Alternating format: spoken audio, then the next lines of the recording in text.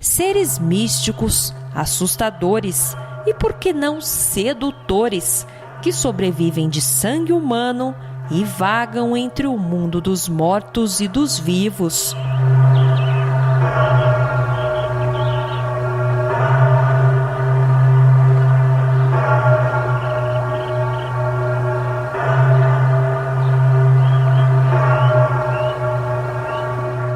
O imaginário criado em torno dos vampiros foi o tema da pesquisa de graduação da professora mestre em História Maitê Regina Vieira.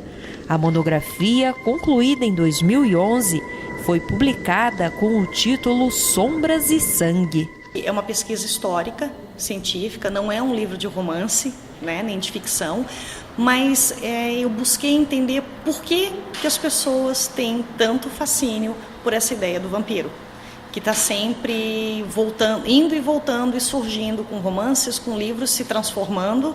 A gente tem, por exemplo, o primeiro filme de vampiros em 1922, que é o Nosferatu, clássico Nosferatu, que é um monstro horripilante, né? E temos os filmes mais recentes, da década de 90, que são do Entrevista com o Vampiro, aqueles do Drácula, do Bram Stoker, que são aqueles vampiros bonitos, e agora os vampiros adolescentes de Crepúsculo, Vampire Diaries. Por que as pessoas gostam tanto de vampiro? Por que ele chama tanta atenção? Por que ele se transforma tanto? O que ele está acompanhando?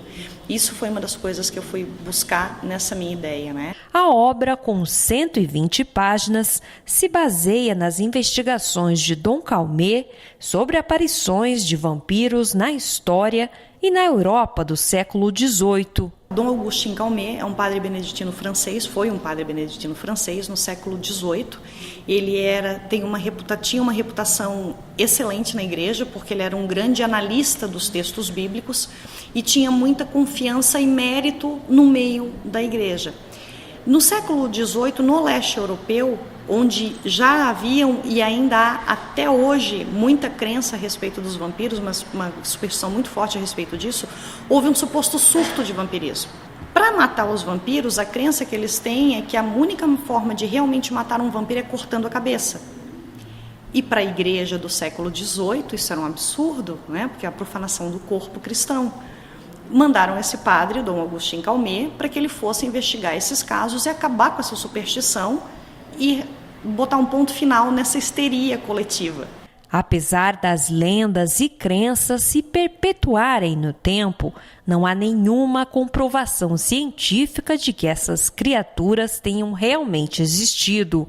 Existem algumas doenças que as pessoas poderiam adotar ou poderiam associar essa ideia de vampirismo pela própria falta de conhecimento científico no século XVII, século XVIII, como, por exemplo, a porfíria, que há teorias de que a porfíria poderia causar isso porque é uma doença no sangue, onde a pessoa fica pálida, ela tem uma alta sensibilidade à luz, então a pessoa acaba se isolando, acaba ficando muito pálida e a comunidade já começa a se preocupar.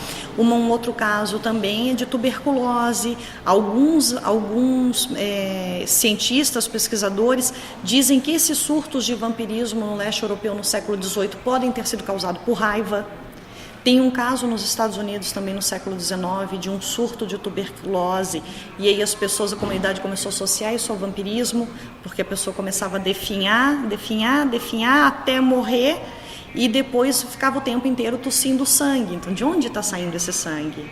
O que não dá para negar é que as histórias de vampiros sempre fascinaram o ser humano. A gente tem interesse por essas ideias de morte que a gente não sabe. Tudo isso está ligado ao vampiro. A morte, o tempo, a questão da magia, do sangue. O vampiro, ele é uma figura que está entre dois mundos.